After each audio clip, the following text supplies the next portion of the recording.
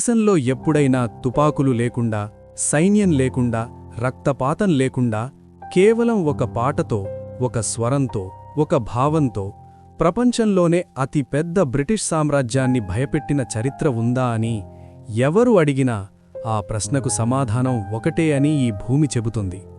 ఎందుకంటే భారతదేశ చరిత్రలో ఆయుధాల కంటే బలమైనవి భావాలు, రాజ్యాల కంటే శక్తివంతమైనది ఆత్మగౌరవం, సామ్రాజ్యాల కంటే దీర్ఘకాలికమైనది ప్రజల హృదయాల్లో పుట్టిన దేశభక్తి. ఆ దేశభక్తికి స్వరూపమే వందే మాతరం. ఒక పాటగా మొదలై ఒక విప్లవంగా మారి చివరకు ఒక సామ్రాజ్యానికే భయం పుట్టించిన చరిత్ర. ఈ కథను అర్థం చేసుకోవాలంటే మనం కాలాన్ని వెనక్కి తిప్పాలి. సుమారు 150 సంవత్సరాల వెనక్కి వెళ్ళాలి. అప్పటికి భారతదేశం ఒక స్వతంత్ర దేశం కాదు, అది ఒక పాలిత భూమి, ఒక కాలనీ, ఒక సంపద గని, ఒక ప్రయోగశాల మాత్రమే. బ్రిటిష్ సామ్రాజ్యం అనే అహంకారానికి బానిసగా మారిపోయిన దేశం. బ్రిటిష్ సామ్రాజ్యం తనను తాను సూర్యుడు అస్తమించని సామ్రాజ్యం అని పిలుచుకునే కాలం అది. ఎందుకంటే ప్రపంచ పటంలో ఎక్కడో ఒక చోటైనా బ్రిటిష్ జెండా ఎగురుతూనే ఉంటుంది. భారతదేశం కూడా ఆ జెండా నీడలో నలిగిపోతున్న దేశమే. ఇక్కడి సంపదను దోచుకుంటూ, ఇక్కడి ప్రజలను రెండో తరగతి మనుషుల్లా చూస్తూ, ఇక్కడి సంస్కృతిని, భాషను, భావాలను తక్కువ చేసి చూపించే పాలన అది. అలాంటి కాలంలో భారతీయుడికి ఆయుధం లేదు, అధికారంలో భాగస్వామ్యం లేదు, స్వతంత్ర నిర్ణయ హక్కు లేదు. కాని ఒకటి మాత్రం ఉంది. అది అతని గుండెల్లో నిశ్శబ్దంగా మండుతున్న అసంతృప్తి, అవమానానికి ఎదురు నిలబడాలనే తపన, తన భూమిని, తన సంస్కృతిని, తన ఆత్మగౌరవాన్ని తిరిగి పొందాలనే ఆకాంక్ష. ఆ ఆకాంక్షకు మాటలిచ్చిన వ్యక్తి బంకించంద్ర చటోపాధ్యాయ. ఆయన ఒక సైనికుడు కాదు, ఒక రాజకీయ నాయకుడు కాదు, ఒక తిరుగుబాటు దళాధిపతి కాదు.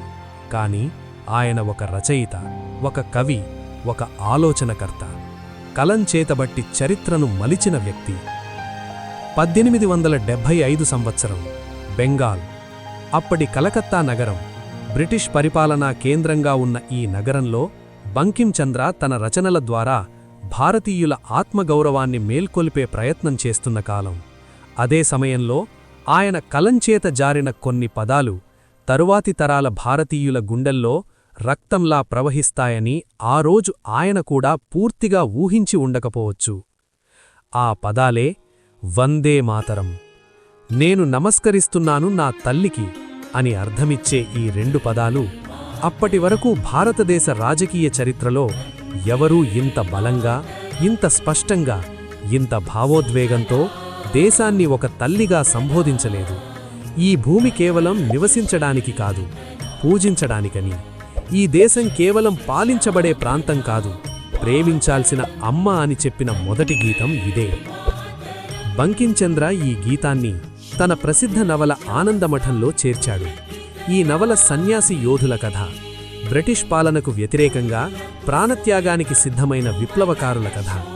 కాని ఆ నవలలో వందే మాతరం ఒక సాధారణ పాటగా కాదు, ఒక ప్రార్థనగా, ఒక శపథంగా, ఒక యుద్ధ నినాదంగా నిలుస్తుంది. ఆనందమఠం చదివిన ప్రతి యువకుడి గుండెల్లో ఒక ప్రశ్న మెదిలింది.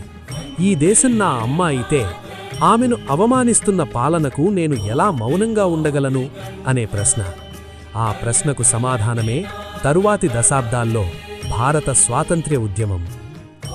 మెల్లగా వందే మాతరం పుస్తకాల నుంచి బయటకు వచ్చింది, చదువుకున్న వారి డ్రాయింగ్ రూముల నుంచి వీధుల్లోకి వచ్చింది, సభల నుంచి పాఠశాలలకి చేరింది. ఒక వర్గానికి పరిమితం కాకుండా ప్రజలందరి నోటా వినిపించడం మొదలైంది. బ్రిటిష్ అధికారులు మొదట దీన్ని పెద్దగా పట్టించుకోలేదు, ఎందుకంటే అది వాళ్లకు ఒక సాహిత్య రచన మాత్రమే, ఒక భావోద్వేగ గీతం మాత్రమే అని అనిపించింది. కాని కాలం గడిచే కొద్దీ వాళ్లకు అర్థమైంది, ఈ పాట ప్రజలను ఒకటి చేస్తోంది. ఈ పాట భాషను అడగటం లేదు, మతాన్ని అడగటం లేదు, కులాన్ని అడగటం లేదు, కేవలం ఈ భూమితో ఉన్న అనుబంధాన్ని గుర్తు చేస్తోంది. అదే అనుబంధం సామ్రాజ్యాలకి భయంకరమైన శత్రువు. ఇక్కడే ఈ కథ మరో కీలక మలుపు తిరుగుతుంది.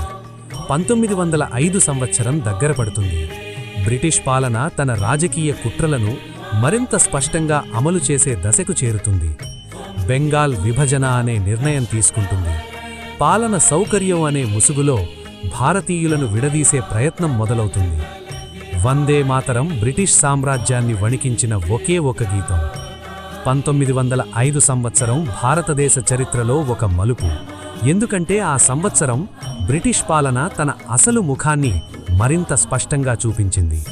బెంగాల్ విభజన అనే నిర్ణయంతో భారతీయులను పరిపాలన పేరుతో విడగొట్టి, వారి మధ్య భేదాలను రెచ్చగొట్టి, ఏకతాటిపై నిలబడుతున్న ప్రజా చైతన్యాన్ని చీల్చివేయాలని ప్రయత్నించింది. కానీ వారు ఊహించని విషయమేంటంటే, ఆ విభజన ఒక విప్లవానికి నిప్పు రాజించింది.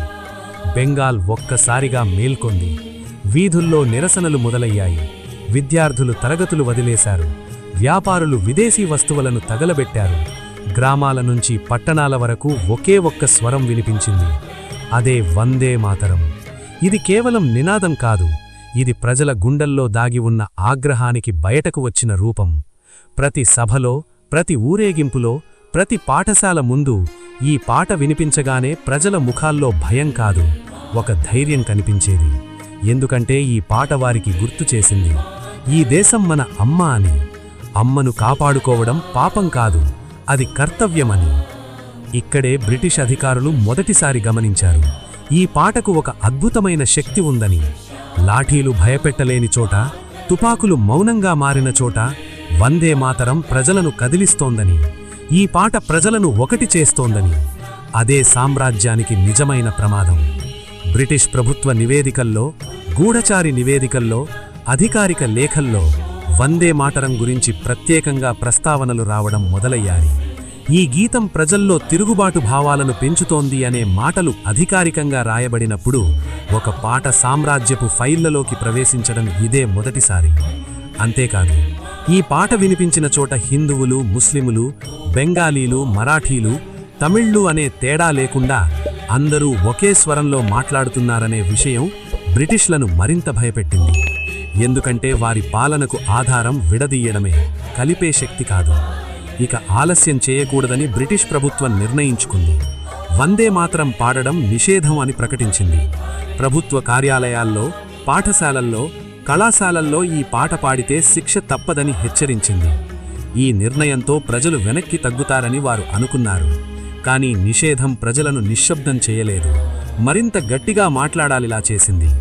ఎందుకంటే ఇప్పుడు వందే మాతరం కేవలం ఒక దేశభక్తి మాత్రమే కాదు, ఒక నిరసనగా మారింది, ఒక సవాలుగా మారింది, సామ్రాజ్యానికి ఎదురుగా నిలబడే ధైర్యానికి సంకేతంగా మారింది.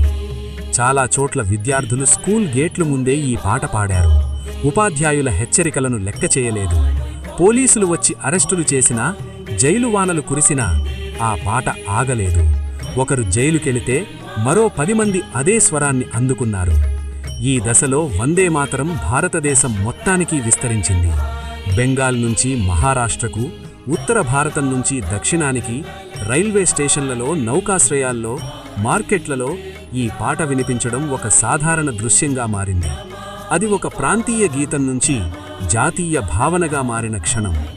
బ్రిటిష్ పాలకులు ఇప్పుడు పూర్తిగా అర్థం చేసుకున్నారు, ఈ పాటను కేవలం చట్టాలతో ఆపలేమని, కానీ అదే సమయంలో దాన్ని నిర్లక్ష్యం చేయడం కూడా ప్రమాదమని. అందుకే వారు సెన్సార్, నిఘా, నిషేధం అనే 3 ఆయుధాలను ఉపయోగించడం మొదలుపెట్టారు. ప్రత్యేకంగా సభల్లో పాడే పాటలపై నిఘా, నాటకాలపై సెన్సార్, సంగీత కార్యక్రమాలపై నియంత్రణ పెరిగింది.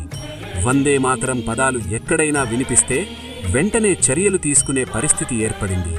కానీ ప్రజల సృజనాత్మకత అక్కడితో ఆగలేదు. ఈ అణచివేత వాతావరణంలోనే ఒక కొత్త ఆలోచన జన్మించింది. పాటను నిషేధిస్తే స్వరాన్ని మార్చాలి, పదాలను దాస్తే భావాన్ని ముందుకు తీసుకెళ్లాలి అనే ఆలోచన. ఇది భారతీయుడి ప్రత్యేకత, అణచివేతలోనూ మార్గం కనుగొనడం.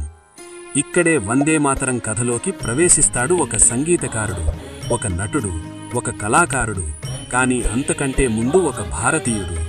ఆయన పేరు విష్ణుపంత్ పాగ్నీస్.